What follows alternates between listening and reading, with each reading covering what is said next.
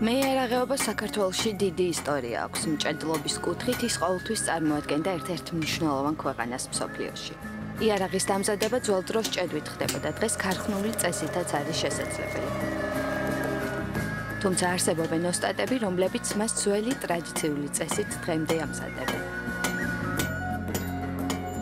იარაღის დამზადება რამდენიმე ეტაპს მოიცავს. პირველი ეტაპი ჭედვა, ანუ პირის დამზადებაა. შემდეგ გამოჭედილი იარაღის გასუფთავება გაფრიალება.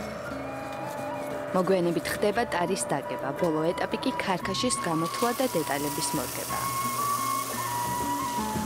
ცეცხლი რეაგირებს აბსოლუტურად ყველაფერზე. არა მარტო ჭედლის ხასიათზე და განწყობაზე იმ კონკრეტულ მომენტში, არამედ თუ ვინ ესწრება ამ პროცესს, თუ ვინმე ესწრება. და აი ამაში ხედავ მე ყველაზე მისტიურ მხარეს.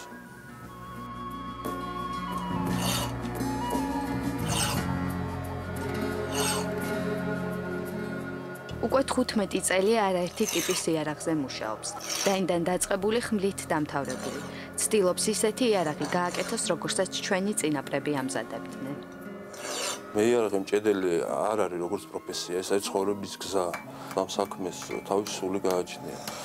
ეს იმდენად ჩემში ზის და იმდენად სულიერი და ხორცელიც არის ჩემთვის, რომ აი მისი სიტყვებით გადმოცემა მე ძალიან გამიჭირდება.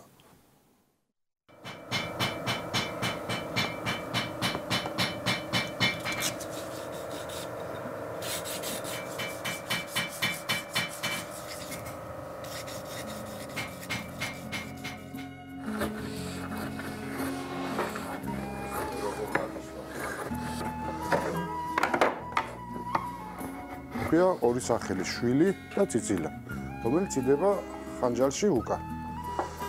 ეს ნახევარი მხარე იქნება კამეჩის სქისგან, ნახევარი იქნება სპილოს ძვალი, როგორც აქ არის ძველი. ეს ხანჯალი სამისი. იარაღის კეთებისას მნიშვნელოვანია მისი შემადგენელი დეტალებიც. დეტალებზე მუშაობისას ბევრი ფაქტორის გათვალისწინებაა საჭირო, პროპორციებს განსაკუთრებული მნიშვნელობა ენიჭება. არაერთი მასალა გამოიყენება: ვერცხლი, თითბერი, მელხიორი. მუშაობის სირთულის ხარისხი მასალაზეა დამოკიდებული. ვერცხლის დეტალებს უნდა უფრო მეტი შრომა. მელხიორი და ლატუნი შედარებით იოლია, იმიტომ იქ მარტო უკეთდება გრავიროვკა. ან ტიტულის სტატუსში შვილად შეიძლება დატო არაფერი გააკეთო, გააფრიალო ის დატო, შეიძლება ეგეც კეთდებოდა. თავხაზავ თავს და მე ვიწყებთ ფორმის მიცემას. მას სალაშინით მივიყვან ზომამდე.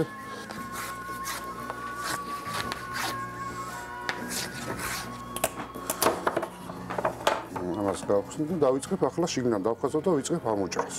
27 წელი ამ სფეროშია. მუშაობს ძველი ხანჯლებისა და ხმლების რესტავრაციაზეც. ამბობს, რომ გემოვნებიან იარაღს მისი თითოეული ნაწილი და მათი ერთობლიობა ქმნის. ჩვენი წინაპრები ამით ომობდნენ, ბრძოლობდნენ, სამშობლოს იცავდნენ. ეს ისტორია და კულტურის ერთ-ერთი ნაწილია ჩვენი კულტურის და რომელიც არ უნდა დაიკარგოს მე მიმაჩნია.